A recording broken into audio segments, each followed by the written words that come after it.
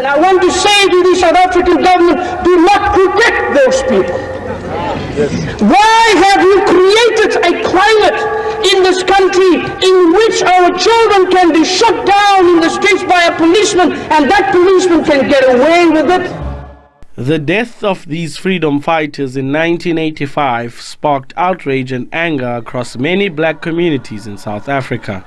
On the night of the 27th of June 1985, on their way back to Cradock from Port Elizabeth, the four activists were abducted at a roadblock by members of the security branch and Vlakplaas death squad. They were then tortured and murdered, and their vehicles set alight. Their charred remains were found later.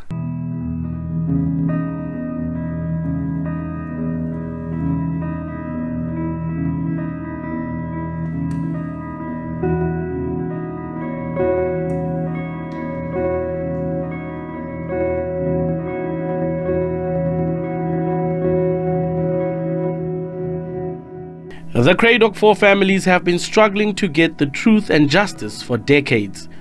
Over the last 2 years, several witnesses and potential suspects connected to the case have died, including former President F.W. de Klerk.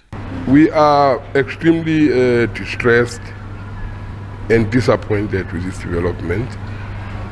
We need a quick closure to this agony, and we had hoped that we would receive this eagerly awaited update about the status of the prosecution of the Cradock Four killers. It's a pain for me because in 1985 when my husband was killed, I was very young. I was 26 years old at that time. And I'm still like wishing to have justice in this case because I'm getting old now. And as I'm getting old, I will go into my grave without knowing what really happened that evening. The only thing I know is that my husband was killed by the state security forces. In December 1999, 6 former police officers were denied amnesty by the TRC, yet no action was taken against them. As the families, we are still left victimized by this, and the clock is ticking. I am old and sick now, but we have no answers. This should have been handled a long time ago, because the people did not die at once. It's been years and years after, and they all died now.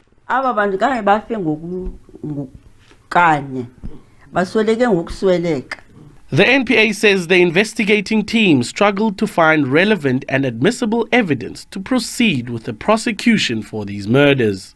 At this stage, the Director of Public Prosecutions in the Eastern Cape has made a decision on the matter. However, that decision will have to be first communicated with the families before being made public. It is unfortunate that we could not proceed to prosecute anyone at this stage, but due to the unique difficulties in the investigation of this matter, it became impossible to proceed with the same. It is our commitment to ensure that the Truth and Reconciliation matters are brought to finality so that justice is seen to be done.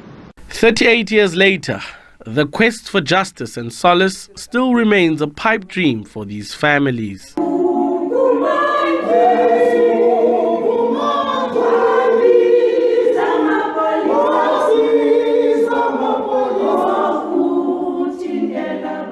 Lwando Nomoyi, SABC News, Cradock in the Eastern Cape.